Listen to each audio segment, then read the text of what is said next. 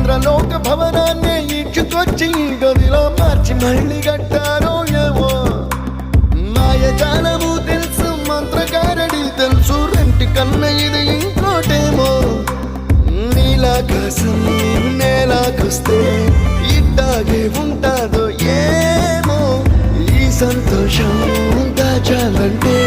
హృదయాలు ఓ వంద కావాలేమో ఇంతందంగా ఉంటుందా ఈ లోకం ఇన్నాళ్ళు ఈ మనసుకి తెలియాలేదే పాపం